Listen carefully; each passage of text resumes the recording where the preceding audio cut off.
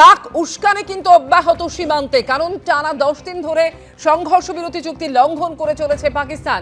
গতকাল মধ্যরাতে ফের নিয়ন্ত্রণ রেখার ওপার থেকে পাল্টা গুলি চলে। কুপওয়ারা, বারামুলা, পুঞ্চ, রাজৌরি সেক্টর লক্ষ্য করে গুলি চালায় পাক সেনা, যদিও পাল্টা জবাব দেয় ভারতীয় সেনাবাহিনীও। P4 insulated water tanks, kitchen and bath fittings, বিশুদ্ধ জল, সুস্থ জীবন, P4 আজীবন। এই মুহূর্তে সরাসরি কথা বলবো সুকান্ত মুখোপাধ্যায় রয়েছেন আমাদের সঙ্গে। সুকান্ত, টানা 10 দিন ধরে সংঘর্ষ বিরতি চুক্তি লঙ্ঘন করে চলেছে পাকিস্তান, তুমি এই মুহূর্তে কাশ্মীরে রয়েছো, কি পরিস্থিতি জানাও আমাদের।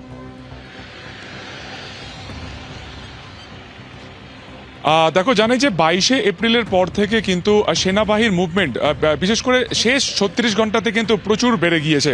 গতকালকে আমরা বারামুলা সেক্টরে ছিলাম এবং সেখানে উড়ি থেকে শুরু করে সোপোরো, সোপিয়ান বা অন্যদিকে কুপওয়ারা, উড়ি প্রত্যেকটি জায়গাতে যখন আমরা কালকে গেছিলাম, আমরা কিন্তু দেখেছিলাম যে প্রত্যেকটি ক্ষেত্রে কিন্তু কনভয় সীমানাতে একেবারে সকাল থেকে রাত পর্যন্ত পৌঁছচ্ছে এবং 60 থেকে 70 কিংবা আরও বেশি গাড়ির যে কনভয় সেটি কিন্তু একেবারে এই উড়ির দিকে যাচ্ছিল। ফলত বলাই যায় যে প্রধানমন্ত্রী গত সপ্তাহে যে মিটিং করেছেন এবং 3 সেনা প্রধানকে একেবারে যে কন্ট্রোল দিয়েছেন যে যেভাবে খুশি তারা কিন্তু প্রত্যাঘাত করতে পারে, সেই একটা যে একটা কি বলবো, একটা যে অ্যাক্টিভেট তাদের যে একটা মুহূর্ত, সেটা কিন্তু আমরা গতকালকে বেশি দেখতে পেয়েছি। এবং আজকেও কিন্তু সকাল থেকে যেটা জানা গেছে যে এই যে বারামুলা সেক্টরে যে এলওসির যে সীমান্তবর্তী যে জায়গাগুলো রয়েছে, সেখানে কিন্তু একই রকমভাবে সেনাবাহিনীর যে উপস্থিতি সেটা কিন্তু আগের তুলনায় অনেকটাই বেশি। এর পাশাপাশি তোমাকে বলে রাখি যে এই যে এনআইএ তদন্তের কথা যদি তোমাকে বলে রাখি যে জম্মুতে এনআইএ তরফে গতকালকে এক্সপার্ট ওপিনিয়ন এক্সপার্টরা তাহলে কালকে গিয়েছিল এবং সেখানে কিন্তু মাস্তাক হোসেন এবং নিসার আহমেদ, যারা 2023 সালে রাজৌরি থেকে ঢুকেছিল, তারাও কিন্তু একই রকমভাবে হিন্দু বেছে বেছে খুন করেছিল। ফলত সেই জায়গা থেকে আমি তোমাকে জানিয়ে রাখি যে দুটো ঘটনার মধ্যে কোনো রকম সিমিলারিটি রয়েছে কিনা, কারণ 22 এপ্রিল আমরা দেখেছি যে হিন্দুদেরকে বেছে সেই পর্যটকদেরকে খুন করা হয়েছে এবং সেটি করেছিল লস্কর ই তৈবা। ফলত এই লস্কর ই তৈবার সাথে জম্মুতে জেলে থাকা এই দুজনের কোনো রকম যোগসূত্র রয়েছে কিনা সেটাও কিন্তু খতিয়ে দেখা হচ্ছে।